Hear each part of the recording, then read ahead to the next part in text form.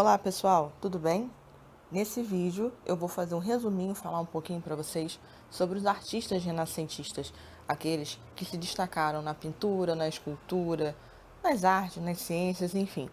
Então, preste atenção e também vou pedir a você para se inscrever no canal, para deixar o seu like, colocar o comentário do que você gostou, do que você não gostou, a sua dúvida, a sua sugestão, ok? Então, vamos lá! Se você já deu uma conferida no nosso canal, você deve ter percebido que temos aí alguns vídeos falando sobre esse período do Renascimento, que nós chamamos de Renascimento e Humanismo, ou também Renascimento Científico e Cultural, enfim, mas estamos falando de Renascimento especificamente. Para a gente poder, então, falar sobre esses artistas, temos que relembrar o momento em que eles surgiram, que são as fases do Renascimento. Serão três, que são elas: o 300, que aconteceu no século XIV, 400, século XV e 500, século XVI. O 300, que é a primeira fase que nós vamos falar, teve origem na cidade de Florença, localizada na Itália, que antigamente nós chamávamos, nesse período, de Península Itálica. E se deveu a três fatores específicos, que são eles: o grande desenvolvimento comercial, que financiava boa parte das obras renascentistas desse período, a grande urbanização vista nas cidades da Península Itálica, que fazia com que as obras artísticas fossem bastante divulgadas, e, por último, a existência de diversas famílias que investiam na produção artística renascentista.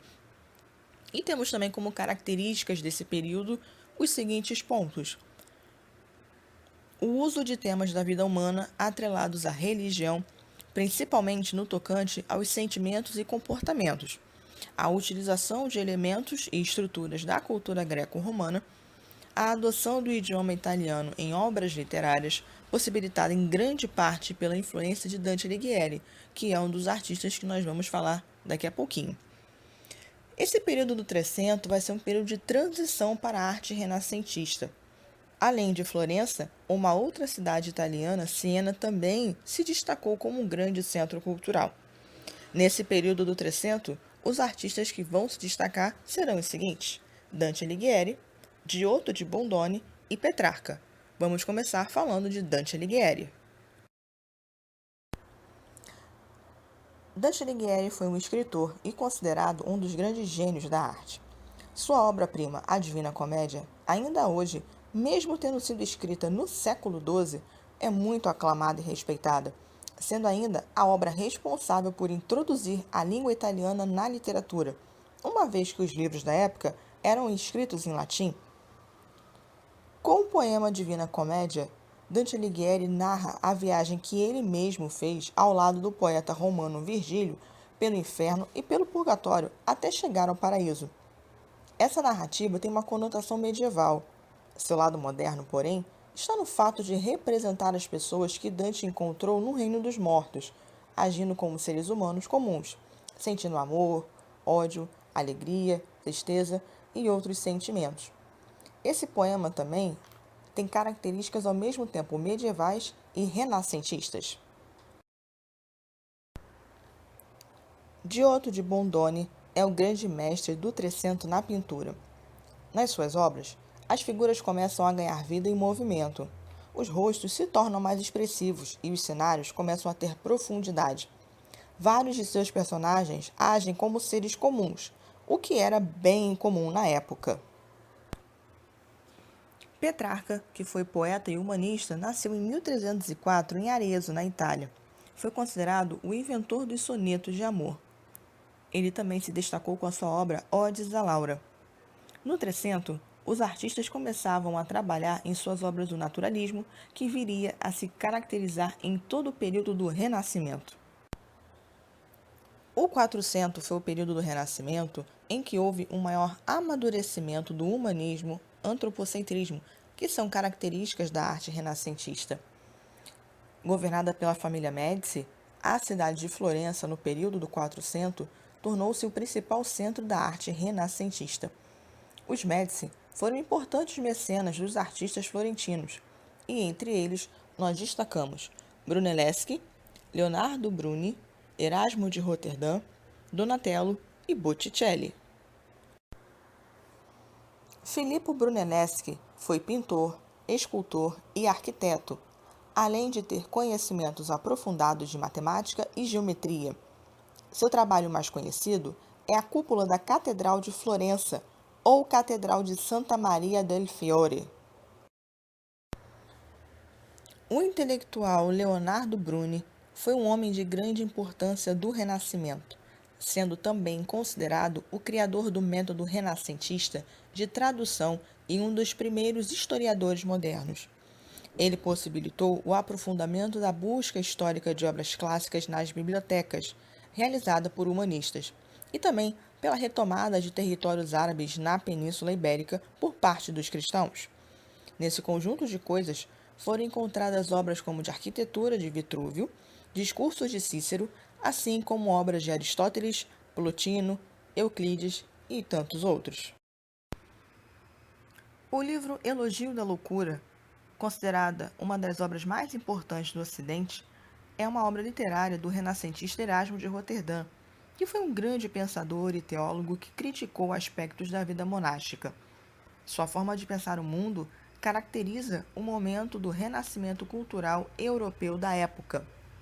Ele ficou famoso pelos seus estudos ligados ao conhecimento humano.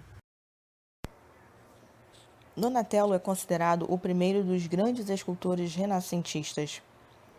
Suas obras são marcadas por uma força psicológica, vigor e realismo que tem o sentido de monumentalidade. Com seu talento e técnica, Donatello influenciou fortemente a arte escultórica moderna.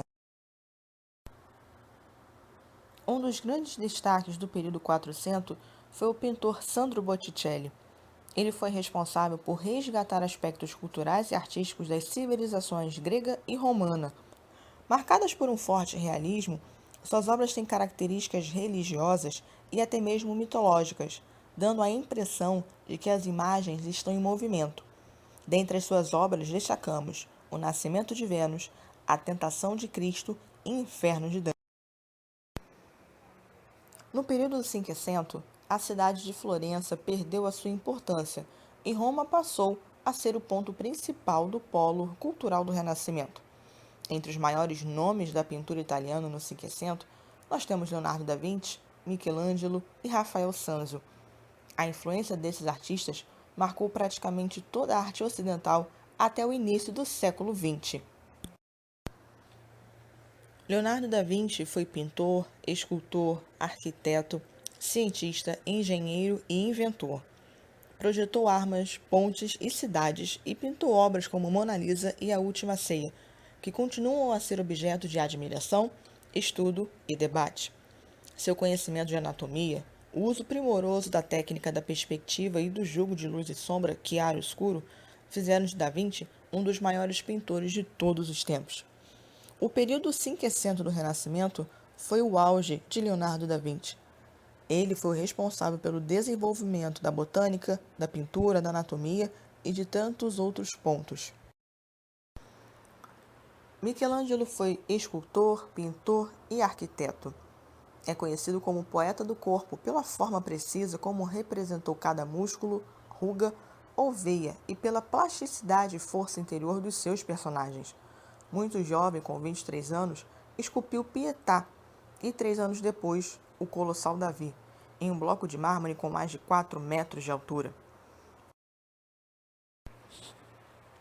Rafael Sanzio utilizou como eficiência as técnicas de pintura criadas durante o Renascimento. Foi o retratista oficial de alguns dos homens mais ricos e poderosos do seu tempo. Por sua capacidade de representar madonas graciosas e delicadas, é considerado o mestre das emoções medidas. Nesse ambiente do Cinquecento, vai surgir também um pensador original, com sólida formação intelectual e experiência na vida pública, o florentino Nicolau Maquiavel. Sua obra mais conhecida e divulgada é O Príncipe, uma reflexão sobre as ações que o governante deve empreender para conquistar e manter o poder. Nessa obra, ele defendia que o Estado não deveria ter intervenção da religião. O Renascimento se expandiu a partir da Itália para outras partes da Europa, influenciando e incentivando assim artistas de vários países. Vamos começar então por Luís Vaz de Camões. Camões é considerado o maior poeta da língua portuguesa. Sua obra Primos Lusíadas é um poema em homenagem ao povo português e conta a viagem do navegador Vasco da Gama às Índias. A principal obra do escritor espanhol Miguel de Cervantes é Dom Quixote de la Mancha. Seus principais personagens são Dom Quixote, um nobre sonhador que quer reviver as glórias dos cavaleiros medievais, e seu escudeiro Sancho Panza, que só pensa em dormir e comer bem, além de possuir enorme senso prático. Cervantes ironiza tanto as ideias da cavalaria medieval, cultivadas por Dom Quixote, quanto o modo de vida burguês, associado à figura de Sancho Panza. Thomas Malthus foi um escritor e jurista inglês, autor de Utopia, obra na qual descreve uma linha imaginária habitada por uma sociedade justa e fraterna. Com isso, Malthus pretendeu criticar as injustiças e abusos do seu tempo.